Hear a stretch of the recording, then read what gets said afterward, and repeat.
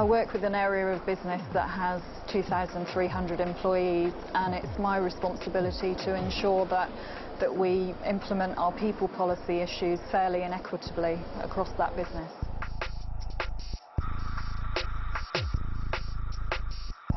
I think we look for somebody who has the potential to be an inspirational leader, somebody who's able to look at situations and make good decisions, sound decisions, and also to be able to take strategic risk.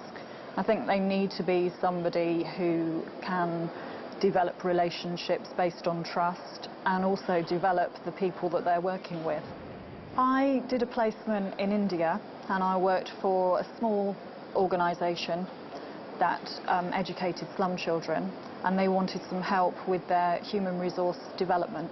In my placement I did work with people of all levels, so I worked very much with the chief executive, but then I would go to schools and work with the teachers, and then I get to meet the children, the slum children who are being educated and their parents. So you really do get a broad spectrum of people that you get to know and deal with and understand their situation and the issues that they may have. Working for a large multinational organisation, they're very quick to recognise that any multicultural experience working overseas is a very good thing for any of their employees to do, and certainly it's something that is actively encouraged for people who are heading towards an executive path, for instance. You need to be very sensitive to the organisation that you're going to.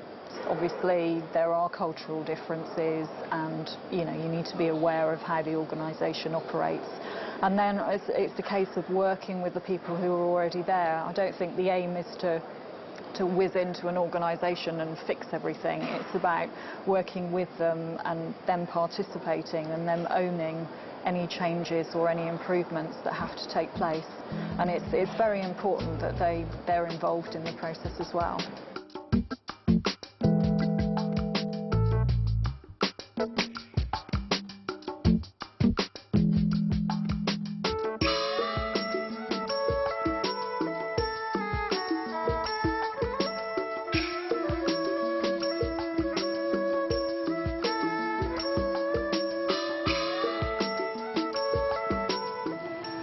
Hello, this is John Donnelly calling from the Department of Fisheries here in Phnom Penh. My most previous role was working with a large PLC in the UK who sold IT systems to governments around the world, broadly structuring and negotiating deals with their various customers. I am officially management advisor to the Accounting and Planning Office at the Department of Fisheries. I'm trying to work with them in the areas of policy, planning, sort of working on what they might do on the legislation side in the future, helping them look at how they can create feedback mechanisms from all the knowledge that's gathered from around the Department of Fisheries. The project's role is to organize communities as community fisheries to manage natural resources. These resources are mainly fisheries and forestry, and it is hoped that if well managed, the resources will help the community to reduce poverty and also improve their economic status. People like Charles are very much more in touch with what that demand is at those local levels.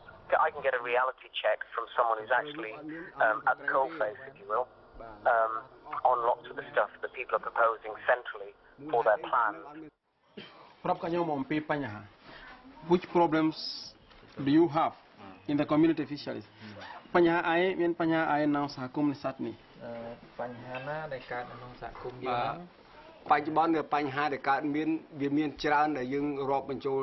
So bây giờ nẹt phum đã tây khi mà lục lối dương của miền bánh hà phum nẹt khai mà lục lối cái ọt group hạ cùng dương cái trong thứ mấy tam. I'm working with the interface between the donors and the department, and I've been able to build a lot of capacity and move things on there in a very short space of time. Outside areas come every morning, every afternoon, I'm chipping away, and something is gained. Maybe it's just an approach that I bring. It's funny, but it's also quite gratifying.